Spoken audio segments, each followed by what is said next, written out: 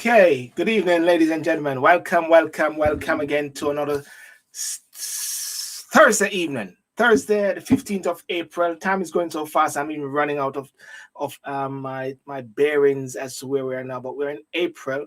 I want to thank you so much for coming on to the late one, where we look at some of the key news during the course of the week, and we take it from our perspective with my guests Anthony Kima and Keisha.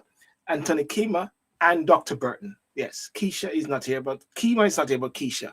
And this week, we're just going to be looking at some key topical news. And come up with key news this week is lockdown. We are now free. We free. I mean, that's what people have been saying. I'm not the one saying that. People are saying we free, we all free. You know, lockdown is over.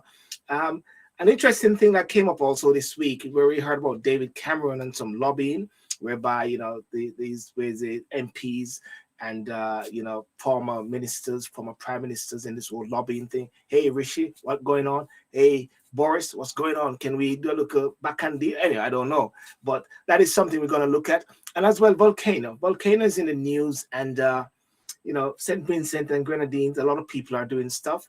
We got some information, and Kima, of course, Keisha and Kima. My regulars, they were from Montserrat and they were displaced because of the volcano there. So they're going to give a perspective as to that. And, we just have to touch a bit on America. America is, at this moment, so much is happening there, and we're going to look at it as well. Let me know if you can see me very well. Let me know if you can hear me very well. And without further ado, I'm going to bring in my guys, which we have here so far, which is Dr. Burton and Anthony Francis. How are you guys both? I'm good. Good evening. How are you both? I'm good. Anthony, good? Yeah, good to see you both. Another week. Can't believe another week gone by so quick. Yes. I know Keisha is coming, and she's going to come soon, but because of this lockdown has been, and everybody's free, everybody's doing haircut. David, you got a haircut as well. Listen, first thing Monday morning, I had a list of things that needed to be done and priority this week. Priority number one was spending quality time with the family because it's my week off.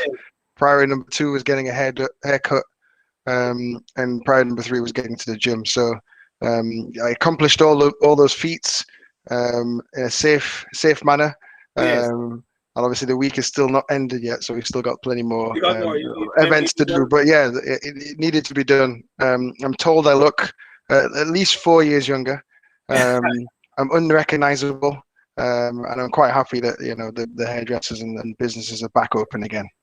I was doing a pathetic job at doing my hair. It wasn't happy. It wasn't working. Yes. And Anthony, how are you? What have you done? Have you jumped in the beer garden, or you just create your own beer garden? Well, yeah, I suppose like David and like everybody else, I mean, we're really grateful that we can now have a bit more freedom. I think we've almost taken things for granted, for so long, and we've been locked in our homes. So it's nice to get out again, see real people, see businesses back open, see the communities again, and people talking with each other, and just generally sort of getting back to a situation where we were, maybe 12, 13, 14 months ago. So, I'm really pleased to see, and also to see that. And also it's been a really good week that people, they've had the Easter week to also get together with their family and friends. So it's been good. Yeah, because I was mentioning Keisha because I know she's doing her hairdo as well. So we're going to see if she will stand up to David, new hairdo as well. As for me, guys, it's easy. As I shave, I just do the same thing there. So, my barber guy said to me recently, listen, man, you need to come in, man. I got some wigs for you, man. I can do something. I haven't seen it for a while, for years. and David, the bit that you mentioned there about, you doing a bad job. My son, one of his first haircuts, it was very high, and I cut it. And it was so bad that my wife, we had to take him to the barber. The barber guy said, what's happening here? Barbers are very sensitive. And yeah. They can critique. They can critique. So yeah, I'm not doing that. What's going on here? What happened? What happened? But listen, it's been a very interesting week so far. I mean, it's like each week there's always a new thrust. I mean, for a few weeks we've been talking about the report, we've been talking about COVID. Yes, we're still going to talk about COVID, but we are seeing some other things on the horizon. But David, while you're here, and since we're going to get it started before we get into some other bits there, where are we now? We are seeing the figures have plummeted now. Yeah. The Prime Minister said it's because of lockdown. Well, partly, yeah, I agree. You know, it's more to it. We all know there's more to it. We don't have to sort of go over the reasons as to why the numbers are down. But one of the proponents for the numbers being so low is undoubtedly down to the vaccination program that we've embarked on in this country. So, you know, over 40 million vaccines now given, 8 million of which have second doses that have been given to persons in the UK. We're now going to sort of over 45s, over 40s to try and get the number of people who are having the vaccination down, and get the number of people who are having the vaccine, up, but the age limit going down, which I think is fantastic as well. And so the rollout has been undoubtedly one of the biggest things that has been positive in this pandemic for us in the UK specifically. And I think, you know, it's just been a testament. Every week we find that the numbers.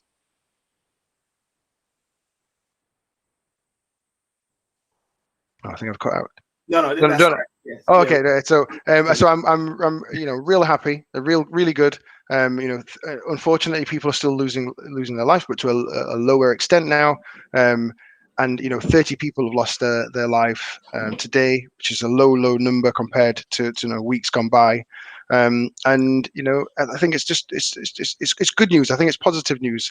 We're on to sort of the unlocking of the nation, really. And so the 12th of April, gyms were able to open. We were able to open in meet in public spaces. Sometimes you have to remind yourself as well. So I walked into the gym today, and we had a nice gym session. And then wanted to have a meal.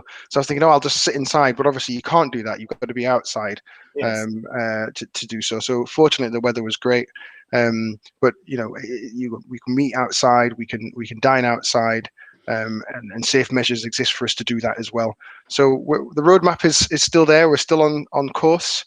And yes, obviously being indoors and having a lockdown has helped with that, but it's not the only thing. I think that, you know, the vaccination program and people adhering to the rules as well. You know, I think we sometimes do look at the people who've gone out and partied and not been within not obeyed the 2 meter rule, but there's been a lot of people who have stuck to the rules, and I think we have to actually applaud that too, because we've only seen one line of argument there. One picture taken doesn't represent the whole nation. So again, people are sticking to the rules, and I think that's just fantastic.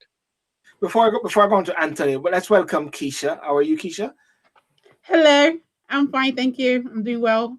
I'm glad to be here, and I'm really sorry I was late today, but as you can see, I had to get my hair done. Yes. And I couldn't afford to miss the appointment. Okay, can you do a twirl? Yes. Yes. Well, tell me if you like it. If you don't mind, look at David.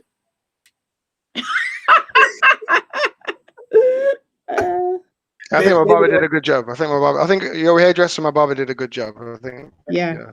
David just said a while ago, you have people who have been doing fantastic stuff by staying in, and you're one of those persons. I am one of them, and this is like probably one of the first times leaving my house for a whole year, and it's so surreal. And every time I'm thinking about breathing, I gotta get my mask. And I'm thinking, I'm suddenly thinking you're too close to me. I'm so conscious. Hopefully I'll get over that at some point. But yeah, it was great to be out today. Fantastic. Well, Anthony, with the whole lockdown being eased, and David said a while, if you want to interject with what David said, but I wanted to ask about, how do you think people feel now with this lockdown being eased? Because I go to the park, and when I'm in the park and I see people that they're like just excited, they're just crazy, and I'm saying, oh, these guys spoil my walk, man. Let me go back in the early morning where I'm alone there. You know what I mean? I feel like they're encroaching on my space. You know what I mean? Clearly, you know, just really following up on what both David and Keisha have said. I mean, it's that release. I mean, we've been locked up for so long. We want to get outside. The weather's been nice, and it's just been a chance really to almost. It's like being released from hibernation. So I think everybody is really appreciative. But as David said, we want to make sure that we don't end up in another lockdown situation. So we've got to follow the guidelines. We've seen other countries, or we've heard other countries are experiencing other conditions where they're going back into a lockdown. And we've seen also images of people in other countries where, you know, they're not wearing their masks and they're in mass gatherings. So if we want to maintain this freedom that we now have and get back to some sense of normality, we've got to make sure that we don't spoil it by acting irresponsibly and just sticking to the guidelines.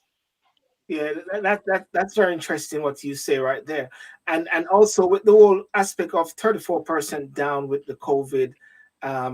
Is it infection, David, or is so it 34%? So 34% down comparative in a week in terms of the number of positive tests. I mean, I think this should be taken with a pinch of salt. Obviously, heard in London today that there's a surge testing going on. You know, it's gonna ebb and flow, and I just think that we just need to make sure that we do get down in terms of cases that spring up. But I think we're going to get this ebb and flow as long as the numbers of persons who are unfortunately being admitted to hospitals and the numbers of people who are passing away are low, the vaccinations are on the increase. Then I can't see a particular issue with it. I think it's fantastic. We're doing a good job.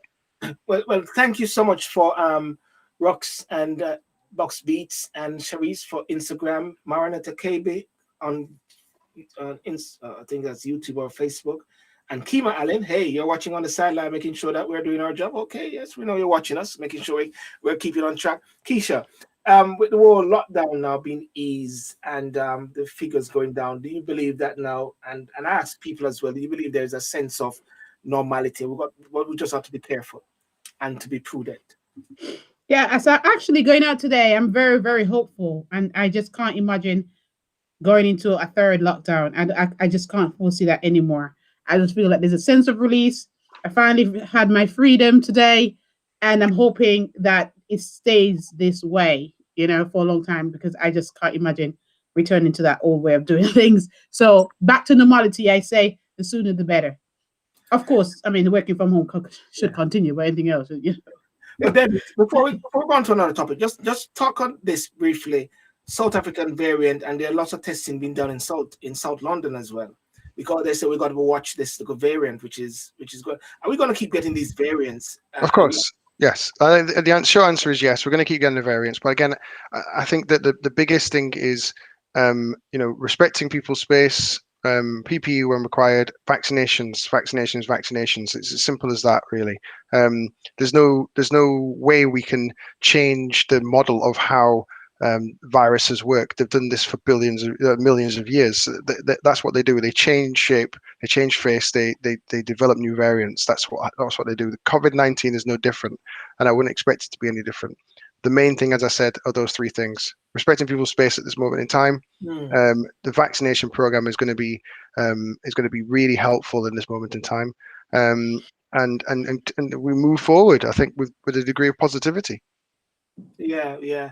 Well, anyway, we're not going to labor on this. We're going to actually let the COVID vanish, and we're going to let people go out there and enjoy themselves. And then we're going to talk about why David Cameron is now somehow involving himself with all of this thing regarding lobbying. No boundaries between civil service and private sector, the watchdog warns. Eric Pickles is saying there needs to be a massive overhaul regarding members of parliament, former ministers, even former prime ministers doing this thing. But in a way, the way he said it now is like taking away all the fire and the heat of Cameron and say, we need to fix this whole thing. Anthony, as a person who look at these things, what's your take on this whole thing with Cameron? I know no love is lost there, but you know. Well, I think, the issue with David Cameron is no different to any other politician who has contacts within government, either if they're a ex-minister or ex-prime minister for that matter. And I think all we're seeing here is, yes, I know people are saying the Labour leader was saying that, it's an open door in terms of sleaze. And in fact, he wasn't saying it was a revolving door. He was saying it was an open door. And the fact that we've now found out that one of the ministers was actually working for this company called Greensill while he was actually a minister within the cabinet is also quite shocking. I mean, you would have thought that their standards and regulatory systems there would have picked that one up straight away, but it would appear that this wasn't something which was not abnormal. And in fact, what David Cameron has been doing has also been stated as being not abnormal. It's something that many other politicians have done before, and no doubt I think will happen again in the future. I think the only situation for David Cameron, sadly for him, is that he simply has been caught with his pants down, and and that's the reason why it's got this amount of exposure. So he now needs to stand up and be counted, and that's the reason why I think he's going to make a statement. But I don't think there's going to be too much if that's going to happen to him. A, he's an ex-prime minister. B, it's as if he was following guidelines in terms of what he'd done. I think one of the criteria was that no minister is meant to have access to ex-colleagues for 2 years after they leave office. He actually has been he's left office now. I think it's 5 years or something like that. So there isn't really anything that he's done. I think all we're seeing here is the old adage of it's the old boys network, or in fact the old network in action. Let's face it. I mean, if either of us had contacts in an organisation that we left and we wanted something done and we wanted a favour and we had close contacts before, there's no doubt we would reach out to them and say, hey, I used to be the XYZ. Can you give me a favor? Can you do me a favour? So I think all that's really happened here is it's been exposed to the wider public. We're suddenly a bit shocked and surprised to see and hear this, but I don't feel it's anything that we should be overtly surprised about, because let's face it, it's happened before and it will happen again. Because the rules of ministers and top officials taking job with private firm need urgent reforms. The government advises on them, as said, and Labour thinks things are becoming murkier. Is of an open door to government. Keisha, what's your take on this? I don't know if you have been following it, and with your I haven't really been following that much, but I do completely support what Anthony has said. Is what has happened is absolutely nothing new to me, to my mind. As Anthony definitely said, it's just an old boy network. If you have friends in certain places and you've got the contacts, it's inevitable that this will happen. So I am absolutely not surprised in terms of a penalty or anything negative against David Cameron. I just think this is just something that's going to phase away. Not going to have us leave a stain on his reputation or anything like that. So I'm not even too concerned to a certain extent about this as such. It's just another news that's going to just pass. David, you think? I'm more concerned. I think lobbying has always been something that's existed. I say always been, but of recent memory, books that I've read, establishment, for example, lobbying is key to the way that things get done, and it is a murky underworld. I'm not going to say that it's completely an old boys club, but that's an element of it. But it is something that probably does need a bit of reform, and obviously, if that's been suggested today by people within that establishment, then I think it's something that needs to be looked on.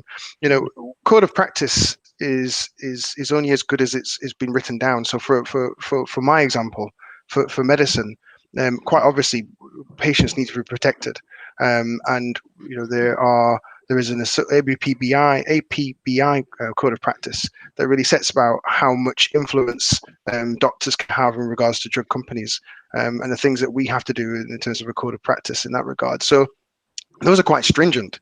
One example would be labeling of pens, for example. We don't have pens in our unit which have drugs, for example, that we can utilize, because that can be seen as swaying our judgment in regards to drugs. So, these kind of things need to be written down, need to be in a formal document if they're not already. I see a 2-year thing as something that is, largely not really a big thing, because after the 2 years you can talk and lobby as much as you want to. I don't know whether there's a necessity to do that as a prime minister, to be quite honest with you, for acting on behalf of other agencies. You can always work for another agency if you want to. So I'm not saying you can't work in the prime minister in that regard. I just think it does lend itself to open to problems and a conflict of interest. But I think there probably does need to be some reform, and I do think that the lobbying agents that have existed previously, we probably haven't done very much other than talk about the existence. Influencers, for example, in the referendum have been a big thing in regards to people, the way that people have lobbied and got things effectively done. So I think it's a bigger problem, and I'm glad that this has shone a light on it. because I do think it does need some sort of reform. Maybe not just because of the discussion that's happened with David Cameron, but I think at large, there's got to be a look at what conflict of interest exists within public servants acting for the government, but also acting for themselves. Can I just interject there as well, yes, David, because I think you have to remember the reason why I don't think this is going to be kicked into the long grass is primarily because it affects all of the political parties. I mean, let's face it, how many times have we seen politicians leave office either after they finish their careers or after they've been deselected? And where do they go? They go into the same organizations that they've been, have close contacts with. So, and look at the Chancellor, Osborne. He went straight from being a Chancellor to becoming the Evening Standard news editor and beyond. I mean, Nick Clegg, for argument's sake, top dog at Facebook. Nick Clegg's gone to Facebook. I mean, and he was one of the people who was initially, when he was in the Liberal Party and with the Conservatives, was sort of talking around things to do with security and free speech. And look where he's gone. So, it lines their pockets. I mean, he's only gotten to Facebook because of his connections as being Deputy Prime Minister. If he wasn't Deputy Prime Minister, I can assure you he would not be at Facebook as being their Director of Communication. So I think it works for all of them. If you look at all the politicians who have left office, the ones who have done well, they have all either had directorships in organisations that they once either lobbied with or were working with. And I think it's something that, I wouldn't say unfortunately, I think David's right. There needs to be some code of practice. But unless it's implemented for everybody and there is some sort of accountability, if you do wrong, it will just be something that will happen again and again. And we'll hear about it in 5 years, 10 years. It will come around again when somebody high profile gets caught, like David Cameron, and then we'll be talking about it again. But I don't see any punishment being given to David Cameron, and I see the inquiry, which the Labour Party wanted, has been defeated anyway, in which case nothing's really going to happen. I think the simple thing there, Anthony, going on that is just listing your conflict of interest whenever you're at any particular engagement. Well, they're meant to do so anyway. I mean, they're meant to highlight any jobs that they have. If it's a conflict of interest, they're meant to highlight any organisations they work with if it's a conflict of interest. But clearly, and I think a lot of individuals or MPs, they do register these conflict of interest, but who actually follows up to make sure that there isn't anything untoward? It has to be policed properly. Yeah, David just went, but he's coming back in and stuff like that. I think, Anthony, you're correct.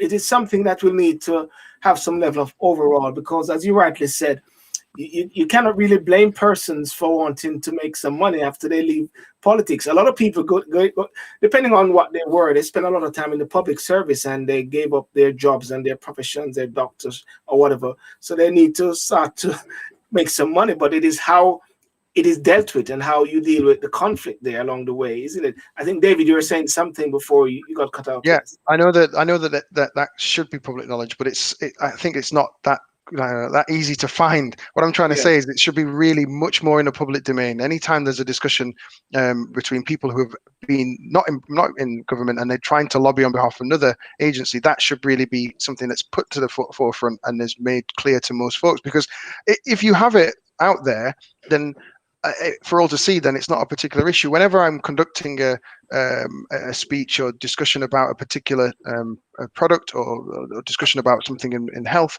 I have to put all my disclosures on my slide set. And I think it's no different to what these guys do, because we don't want to look at this several years down the line and say, oh, actually, I was involved in X or Y or whatever it is. So openness is going to help. And also the reason that openness helps is because then you don't get this whole, well, not you don't get it, but to a lesser extent, you'll get the rhetoric of, oh, it's that politician, we don't trust politicians. And this just adds to that whole mantra of, okay, we don't trust this politician X or Y because this is what they do, And I think it's the openness I think I'd like to see much more. And that boils down to a bit of honesty and so on and so forth. Okay. Keisha, any last word on that? Well, I take Anthony's I take Anthony's point.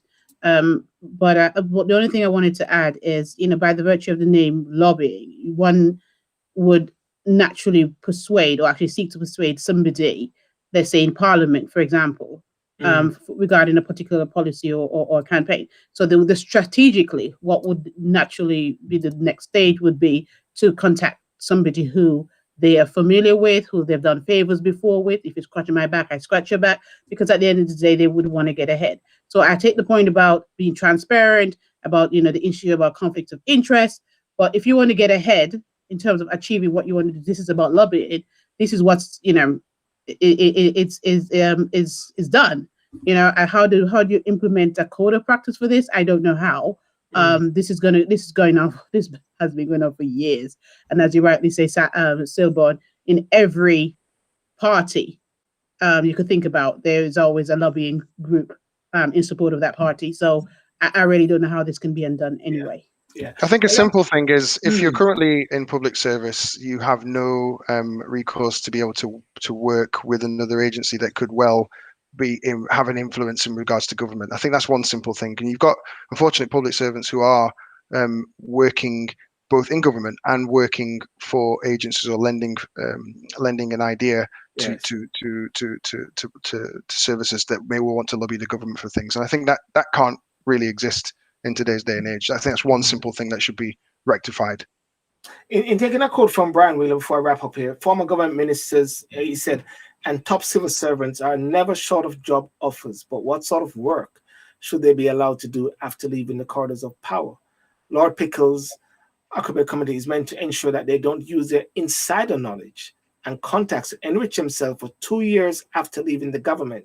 The danger is that if they get too cozy with the business, it could lead to bias and corruption. So can we safely say that somehow they're on the right track with the thinking of going forward, and to make sure, because David Cameron said this before, Anthony, isn't it?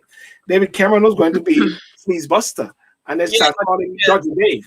Well, he did say this before, and as I said, and I think, really we've done this one to death now. I mean, the bottom line is he actually mentioned it when he was in opposition about lobbying and that he would do this and do that. But actually, look what's happened when it's on the foot, the shoe's on the other foot. All of a sudden now he's doing exactly the same. And let's not forget, David mentioned about transparency. You don't forget in the whole COVID thing, we did have this whole thing with PPE and people who were getting contracts awarded. It was friends of friends who knew people in various departments that got the deals. We know with the health minister there was some shenanigans going on with companies that maybe he or his associates or his family members may be familiar with or has directorships with, who suddenly got great big deals.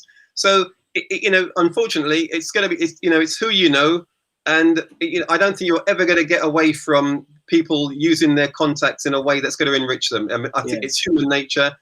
Somebody, you can pull a favor, you're going to try and do it. Yes. Okay. Well, okay. Move away from that one. Listen, Prince Philip funeral is on the way up, and but something very strange, which I'm just seeing, and I was thinking about it for the other day, was BBC received 109,000 complaints over the Prince Philip coverage.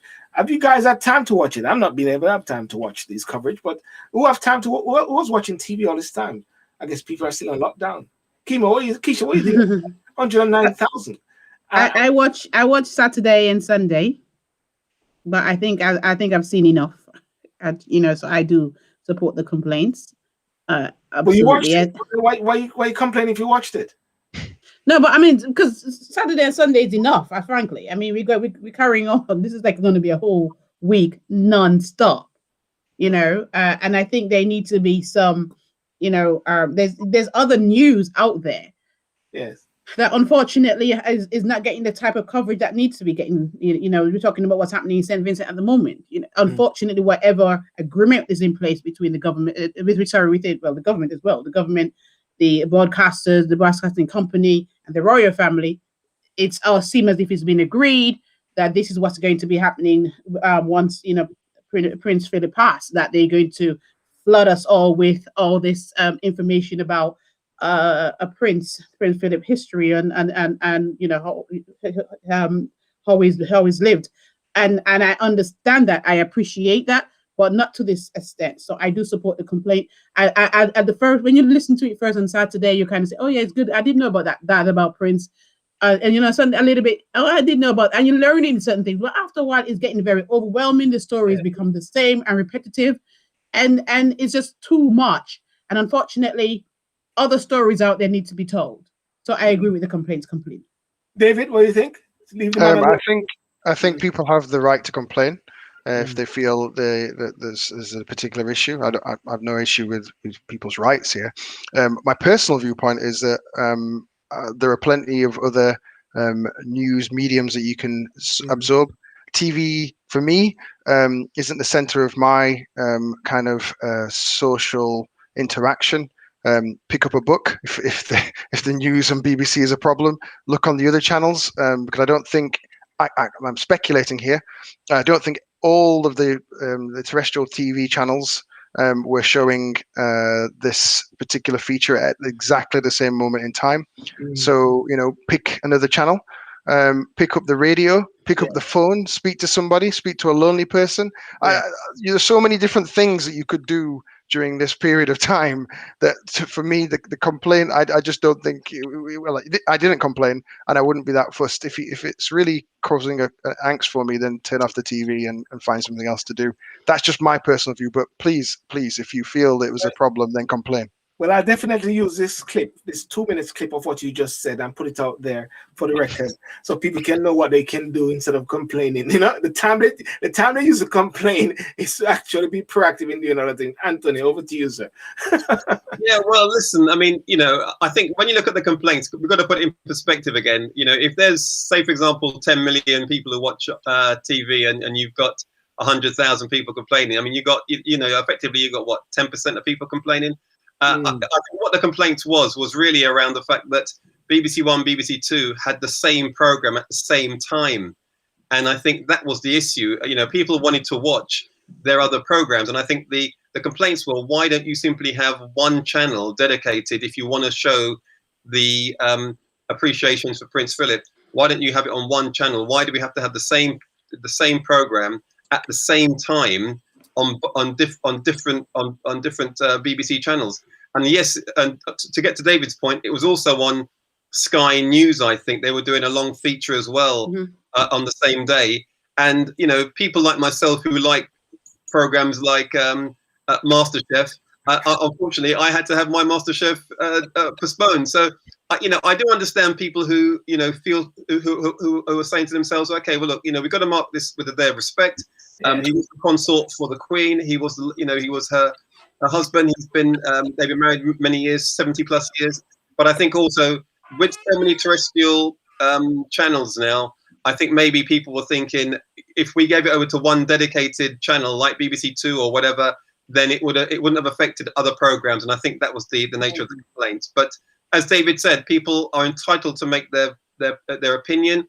They pay their TV license, and if they're not happy with the content, they're entitled to complain about it. Completely agree. And it's unfortunate that they cannot say, listen, I'm not going to pay my BBC license tax fees. You know what I'm saying? That's another way. I think on that point, I agree. But I don't want to I don't know if we could use this as an example. That's the thing I'll just say. If this was going on 24/7, then I'd say, okay, well, actually, yes, TV fees. That's good. But it was a short period of time, and I completely see, if it's not on one channel, why people would be annoyed. I can see even if it wasn't on one channel, why people would be annoyed because of the reasons we just said. Maybe you just don't want to pay TV license as well, and this is it's annoyed you enough to want to complain. But I do think, there are other things, and there's obviously Rewind TV. There's so many other episodes of other things on BBC iPlayer. I've caught up with Line of Duty this week. It's been fantastic. So Anthony can watch his Ready Steady Cook. Well, no, the final was out this week, wasn't it? So we know the answer to the MasterChef final. I think the problem with that one is that it was the final, and and listen, I'm like anybody else. I mean, I don't watch that much TV, but the program had a conclusion. The conclusion was on that evening, and unfortunately, it got postponed. And I think everybody was waiting for it. And sadly, we had the announcement that Prince Philip has passed away, so that took preference, and rightly so. I mean, that is a historic moment in time, and as I think somebody mentioned, it's the first time that a Queen's consort or husband has actually passed away in our lifetime. I mean, none of us has ever experienced it because he was married for over 70 years, and none of us here are 70. So this is the first time in our lifetime it's happened, and I suppose we have to mark it with the respect that it's due. I will ask one thing. One thing. Well, sorry to cut you, Sylvan. I will ask one thing. Well, we obviously all have a date of expiry. Unfortunately, we know we can't live forever, and I do wonder what will live forever. But I do wonder what will be when the Queen unfortunately passes away. Whether there will be this same kind of outrage. Should the BBC shut down, man? Well, should the BBC embark on a week's worth of queendom, so to speak? Is there going to be the same kind of outpouring of complaints? And I suspect not, because there may well be a feeling of love for the Queen, and maybe not so much for Prince Philip, because of the way that he was, I guess, and not for me personally, but I think for others. So I just wonder. That's the only thing I speculate on, whether that's another reason as to why the complaints came in. But we shall see. Maybe. Yes, yeah. No, that's interesting, and I know condolences to the family, and we move on from that, and everybody won't even get into Merkel, Meghan and Harry, but that's another private story there. Let's talk about Grenada. St. Vincent. St. Vincent has been in the news and has not been in the news because lots of persons like Keisha have made lots of vocal comments about the lack of awareness of it in a way. And Keisha, I'll put you on to this topic because this is dear to your heart, as you're in Montserrat when the volcano erupted, and now you're seeing something similar. Oh, you're on mute. Sorry. Okay. All right. Okay. Sorry about that. Yeah, absolutely. It's very much dear to my heart. It's bringing back a lot of memories. And on some occasion, I wouldn't say it's traumatic for me, but actually I do have a feeling of sense of loss. It's suddenly coming back to my mind because clearly I was very young then, and I was just doing what I was told, and I never really got the time to actually take in the amount of things that my family as a whole has lost, because I was very young then. But looking back at it, and I realized we have lost so much. If I go back to Montserrat now, I could never go back to what I would describe as home, because the 1/3 of the island has been destroyed, and that was part of I lived in that part of that island that's been destroyed, and I'll never, unfortunately, be able to introduce my children to exactly where I'm from, and what I'm seeing now is just bringing back so much memories, and I feel, unfortunately, that the story about what's happening right now in St. Vincent is not being given enough coverage, because I feel like it's just not. It's just not. And I understand the story about what's happening to the Prince Philip, but I think this is a matter of urgency, and I think it should actually be frontline news as well. It's really sad what's happening over there. I believe. The British Caribbean people, we need to do more. We need to actually, again, we're talking about lobby, but we need to actually contact our MPs, and for Montserrat, even though we were and we are still an overseas territory of Britain, it took a long time before Britain actually intervened and provided support. Other neighboring islands came first to our rescue, as to what you're seeing happening right now in St. Vincent, where all the region, all the neighboring islands are coming together, and you have over 16,000 people already been evacuated. More is due to be evacuated soon. A lot of shipments coming from different part of the islands to St. Vincent, and so that's what you're seeing. But unfortunately, the bigger countries like America and Canada and Britain, come on, and St. Vincent, is actually part of the Commonwealth, and yet we're not hearing the noise here. In the UK, and it's very, very concerning. And I could go on a limb. I mean, we in Montserrat as an overseas territory, the argument is clearly Britain has a responsibility to us as an island. But when you look at, let's say, Hong Kong, who is, they've, if you remember, at one point was transferred back over to China. And now they're given this citizenship or this right to come to the UK, even though that transfer has already been done.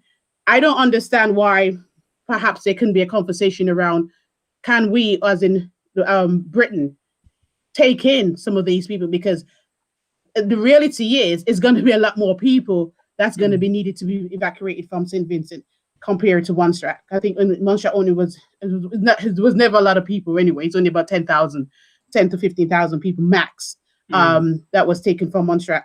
And that's the whole of the island. Already there's 16,000 people being evacuated from St. Vincent. So just imagine the amount of people that's going to need to find new homes somewhere. And so therefore the bigger countries, Canada, America actually did open up for Montserrat at some point as well, for I think 5 years or something before people have to apply for citizenship as well. So there was a scheme for Montserrat to travel to America, and I'm yet to hear that. So I think the bigger countries need to come forward. Anthony, have you been following what's going on in St. Vincent? Yeah, I have been following, and clearly this is an eruption that hasn't happened for many years. I think the last one was in, correct me if I'm wrong, Keisha, I think it was in the late or early 70s. That's correct, 75, yeah. So, for me, there's a couple of things. One, there should have been a disaster recovery plan in place in the event of something like this happening, because it's happened before. So therefore, there should have been some sort of preparation if it happened again. I understand the need for other countries to come forward, and they should come forward. I think it's unfortunate that, and I wouldn't say about the Prince Philip story, I think that's irrelevant. I think, the story about St. Vincent, yes, this has happened, but there are so many international events that take place in different countries, Syria, and I'm not saying that this isn't another incident that we need. Yeah, right. The world need to sort of follow up on. But at the same time, America is slightly nearer. The UK is a long way away. I think, if St. Vincent and the government put forward a plan of what they needed, and the UK could come forward and provide assistance, I'm sure they would. But it's a long way away to suddenly mobilize a disaster unit to go over there to sort out the problems in St. Vincent. I think the island itself, either if they didn't have a very clear and precise disaster recovery plan in the event of this happening, they should have had one. And I think if Britain does need to play its part as St. Vincent's part of the Commonwealth, they should. But hey, listen, I mean, this always, whenever there's an incident in one of these Commonwealth countries, I'm always a bit sad to hear that the first place they run to is always say, well, why isn't Britain doing more? Well, come on, guys, 1 minute one minute they want independence and they want to be left to do their own thing. Next minute, where's the mother country? So I think there has to be some level of a compromise in terms of Britain is where we are. We're thousands of miles away. There's a pandemic.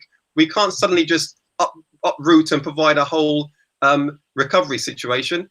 The St. Vincent themselves should have had a disaster recovery plan in place. If they didn't, then they've obviously been caught short.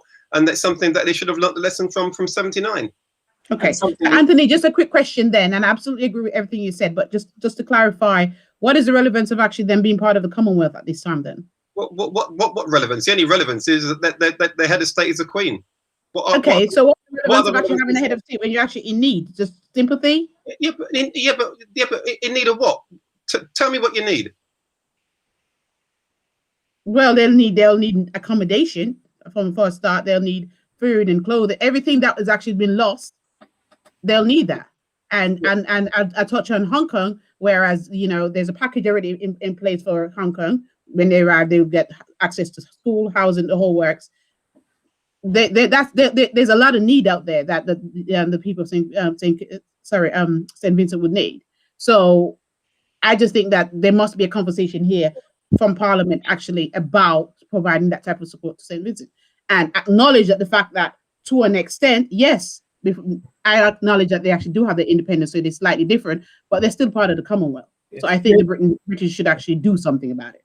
Yeah, David, what's your take on? I think in regards to this, I share both points of view that have been articulated so far, but the biggest thing for me is the Caribbean network, the CARIBCOM, how best that can serve the interests of those poor people who are without homes, without water, without shelter in St. Vincent.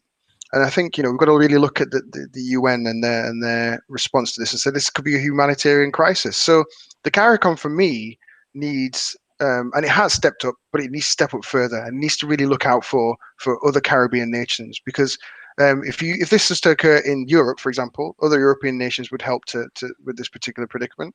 And so I think that the CARICOM has to step up to try and help. I do share the concerns of travel, but I do think travel to the UK, for example, for these folk. But what I would also say is that in terms of corridors that could be set up, there's going to be a diaspora that exists for people from St. Vincent. And there may well be the ability to connect with family who are in really desolate situations to try and get them out. I'm not going to say that's easy. Quite obviously, I'm not here to say it's going to be quite easy. But if there's a transport for them to go to other neighbouring islands and for them, therefore, to have be referred on to places within the diaspora, that may well be a helpful aid as well, because they need that. This is an unprecedented kind of event. I guess it's a natural disaster, but it's in the midst of COVID-19 as well. So I think arguing that case may well be helpful. There'll be barriers, don't get me wrong, but that would be another thing I would say is a source for helping folk.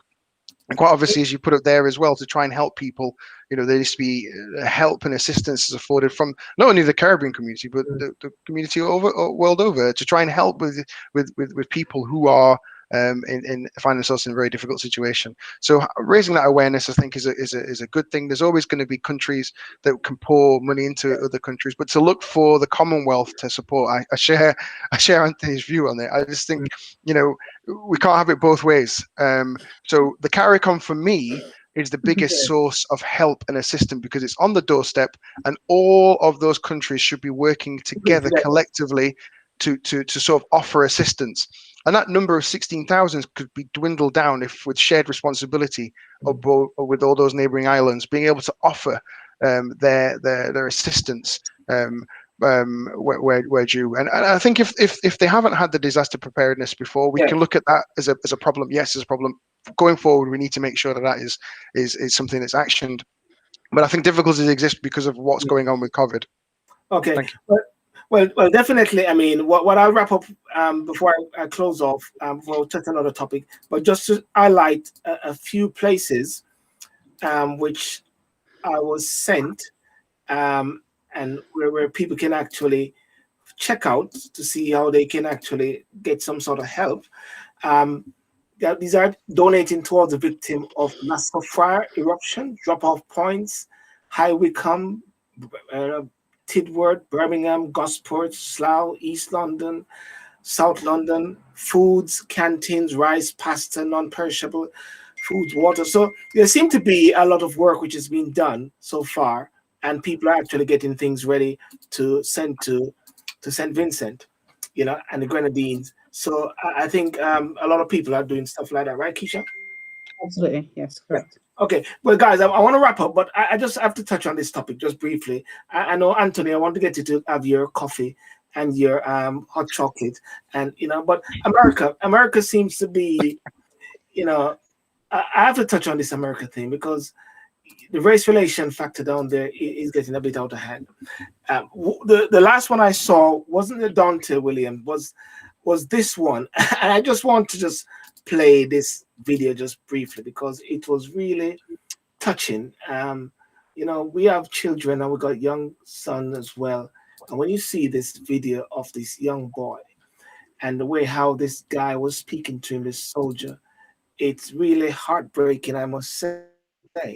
And I just played just briefly, ladies and gentlemen. Just give me 1 second for it to load, because you got the George Floyd case, which is going on now. You got the other guy that got shot by the police. Here we go. Let's go. Walk away. Walk away. Keep walking. Walk away. I already walked away. Walk away right now. You need help? You got this in front of you. I'm happy to help you. I didn't hit you. There's a difference between pushing you. You were the aggressor, buddy. You're aggressing on the neighborhood. Someone came running. Walk back. You better walk away. You walk away. You're talking to my wife right now. That's your wife? Walk away. I didn't do Walk away. Your wife is speaking. Check it out. You either walk away or I'm going to carry your ass out of here. Dude, if you touch What do you want to do? You better not touch me. Or I'm what? not arguing What are you going to do? You up on me. Let's go. Walk away. I didn't do anything to you. I'm about to do something to you. You better start walking. You better. Anyway, the outcome of that so far is that he's been charged, but that is just the tip of the iceberg as to what's happening in America now, you know. And this is on the same time we got the George Floyd case, and done to right, the police officer who shot the young boy there by mistake because of the taser. And one of the conversations going on now is that a black man is not safe. Don't get me wrong, sometimes they put themselves in this situation, but I think even when they comply, just like that soldier, you know, the one with the soldier, he put his hands up, and they're saying, open the car door, and he kept saying, you want me to put my hands down to open the car door and remove my seatbelt when you have your gun on me, you're shouting at me, and you pepper spray me. What's your guys' take on it, Anthony? Yeah, well, I've seen all three of these, and I must be honest, Selborne, I mean, it is really, really worrying how far America has fallen in regard to race when it comes to white individuals. I can hear a little bit of feedback, so I hope it's not affecting the other listeners. Yes. But I think, sadly, this is just the tip of the iceberg that's been exposed. The lieutenant who was stopped, the sad incident that involved the gentleman who was shot rather than tasered, and now we have this young lad simply going about his business, and this individual, right in his face. I think it shows that, sadly, the underbelly of America when it comes to black people is that they are seen as third-class citizens. They are not really treated in the same way by some individuals, I should say, not all, but by some individuals with respect. And I think, sadly, whether it be education, whether or not it be through policies or procedures, I don't really know what the solution is, and I can't offer any solutions. Normally I've got an answer for most things. I think in this instance, all I can hope for is that the millennials who come up, the younger generation that are coming forward now, they will see this as being prepared to accept it going forward anymore, and that their generation, who you saw marching for Black Lives Matter and other incidences, they will say, we've had enough of this, and actually we want a more diverse and inclusive society and place that we live. And they will, hopefully, those types of bigots that we saw there in that clip will find it less and less able to come out and say the things that they said. But quite frankly, it was sad, it was shocking. But given what goes on in America, it's not surprising. My apologies, Keisha. I was on mute because I thought I echoed. Keisha, you go ahead, please. Yes. Yeah, I again also I watched all three incidences, and it makes you realize why there's always a continuous need for the likes of Al Sharpton, all these civil rights activists. And I know there's quite a young group of civil rights activists coming up now, because you can't. This is not hidden anymore. Perhaps, we talk about America has fallen, but this is what America is. It's just been exposed. Whatever actually has happened, the real America is coming to the surface, and we are all seeing it all over the world. And like Americans, Black Americans in particular, I am tired, frankly, sick and tired of what I'm seeing.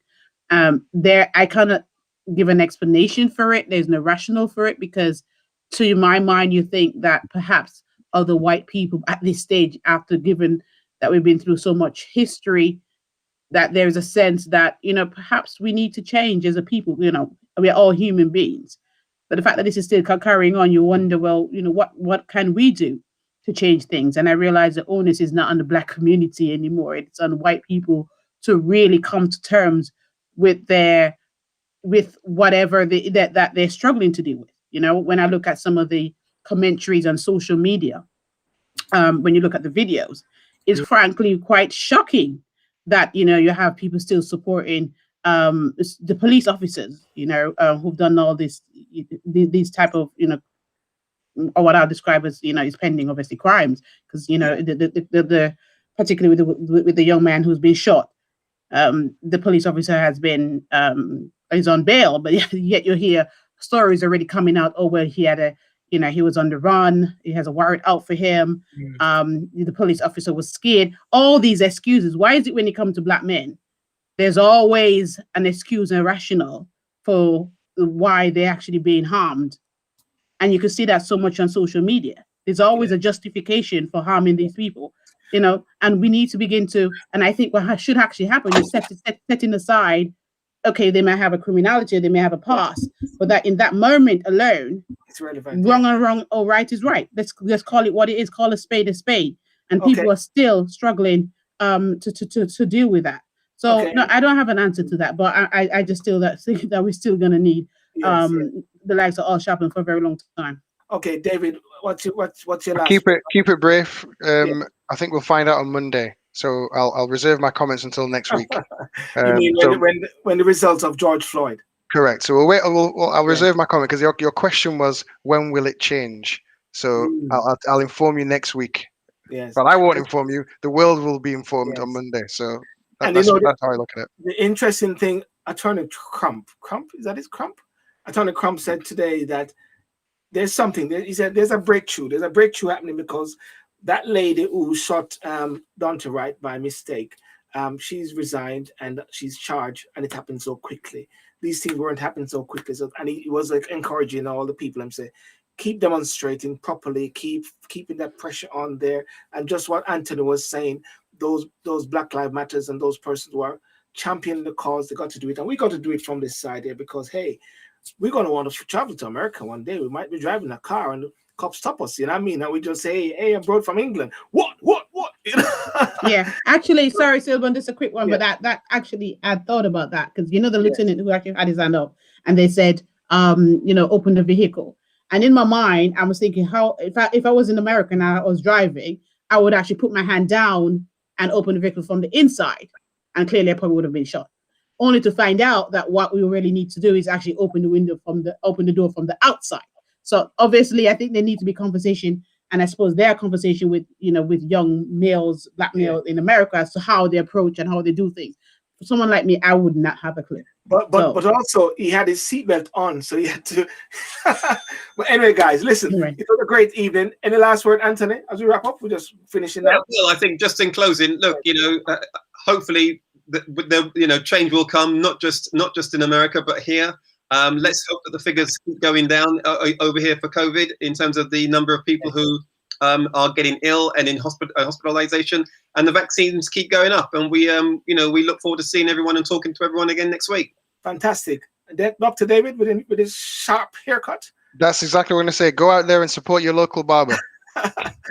And Kima, you got your haircut already. What are you going to support further now?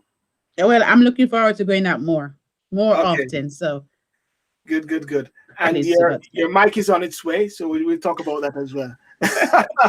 Guys, listen, thank you so much for coming on. And ladies and gentlemen, those on Instagram, those on Facebook, and those on the replay, thank you. Remember to like and subscribe to the Silburn Show and to support the relevant guests. And of course, make sure you get Think It, Plan It, Do It Now by Anthony Francis. You get that book.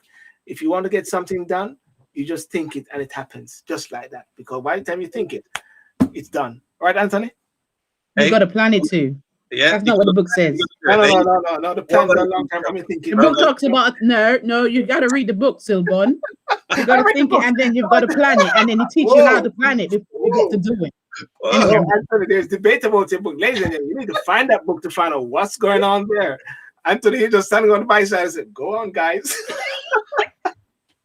All right. Anyway, all the best. Thank you so much, ladies and gentlemen. Those on Instagram, and remember to join us Saturday night on Talk and Sip, where we get down on a different level, drinking some wine and having a sip. And all the best. Good night. See you next week. Peace out.